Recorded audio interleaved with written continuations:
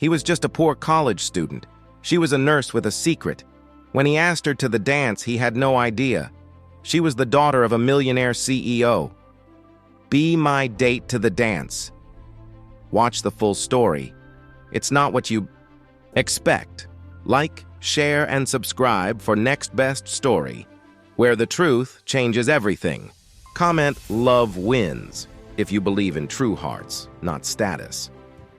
It was a cold Friday afternoon at Riverside Community College in Seattle. Students hurried through the halls, laughter echoing as they chatted about the upcoming spring charity dance, the highlight of the semester. For many, it was a night to dress up, take pictures, and make memories.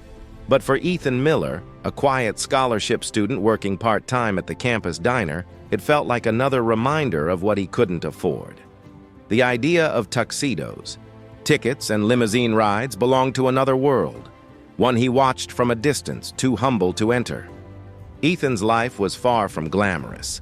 His mother worked long hours at a local grocery store, often coming home exhausted, her hands red from stacking boxes.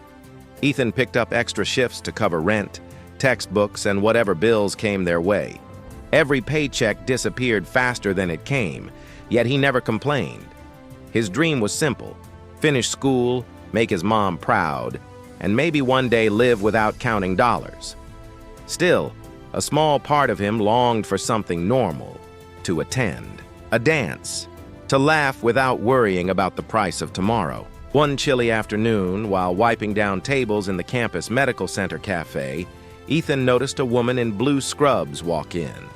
She had a warm, easy smile and an air of calm confidence. Her name tag read Sophie. She ordered a coffee, thanking him politely, but her tone carried genuine kindness, not the detached courtesy he was used to.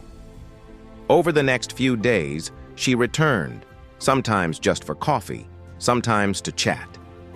Ethan found himself looking forward to those moments more than he expected. Their talks grew longer each day, about long shifts, difficult dreams, and life's little frustrations. Sophie laughed at his awkward humor, and he admired how grounded she seemed despite her charm. Ethan thought she was a young nurse starting her career, while Sophie saw him as someone refreshingly honest in a world that often wasn't. What Ethan didn't know was that Sophie's life was far from ordinary. She volunteered as a nurse for experience, but outside campus, she was the daughter of Henry Wallace, a powerful tech CEO and one of Seattle's wealthiest men. As the dance approached, the entire campus buzzed with excitement. Ethan tried to ignore the posters, but one evening as he cleaned up the cafe, Sophie stopped by again. Something about her smile gave him courage he didn't know he had. His palms were sweating, his heart raced, but he decided to take a chance. "Sophie," he asked softly, eyes meeting hers, "would you be my date to the dance?"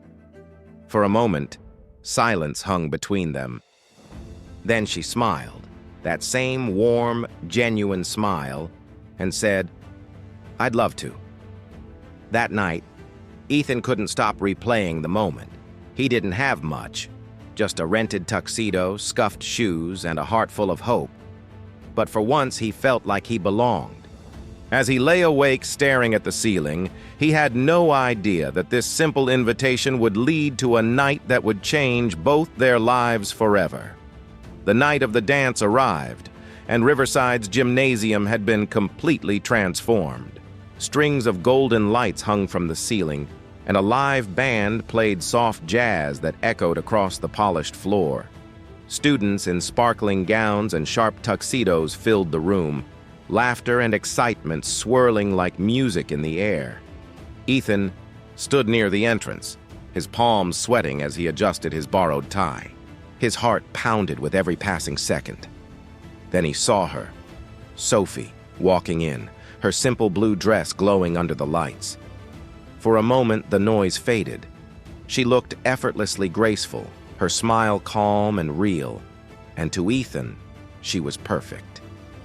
When she reached him, Sophie smiled warmly.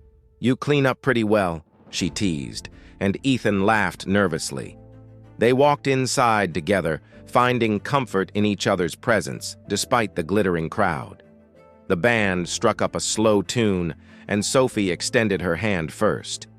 They danced clumsily at first, laughing at their missteps, then fell into rhythm, forgetting the world around them. For Ethan, time seemed to pause. The worries of rent, bills, and late-night shifts disappeared. He wasn't the broke student anymore. He was just a guy dancing with someone who saw him for who he really was. As the night went on, the joy in the air was contagious. Sophie's laughter rang out, pure and genuine. But whispers soon began to ripple through the crowd. A few students recognized her face, not from school, but from local news features and charity galas. "Isn't that Henry Wallace's daughter?" someone whispered. The words spread fast, turning curious glances into murmurs. When Ethan overheard, his heart dropped. The air around him suddenly felt heavy. He turned to Sophie, his voice trembling. You're Henry Wallace's daughter?" The look in his eyes wasn't anger. It was disbelief, mixed with pain and insecurity. Sophie hesitated, then nodded. "Yes. I wanted to tell you, Ethan. But I didn't want you to treat me differently. You're the only person who talked to me like me." Her words were soft, but Ethan's chest tightened. "I'm just a broke student," he said quietly. "You're from a world I'll never be part of." Sophie reached out, taking his hand. "You belong wherever kindness exists," she said, her eyes steady on his. "That's what you've given me, something my world often forgets." The band began to play a slow song again, and Sophie leaned in, pressing a gentle kiss to his cheek. "Money doesn't make people rich, Ethan. Heart does." The next week, whispers about the dance reached further than the campus. To Ethan's shock, Henry Wallace himself visited the college. He didn't come to separate them or scold Sophie. He came to thank Ethan. Henry had heard everything from his daughter, how Ethan's sincerity had reminded her of what truly mattered. A few days later, Ethan received a letter, a full scholarship from the Wallace Foundation, covering his education and living costs. Ethan stood under the same bridge he once used to walk past with doubt, now holding a letter that proved dreams could turn real. Sometimes love doesn't start with money or power.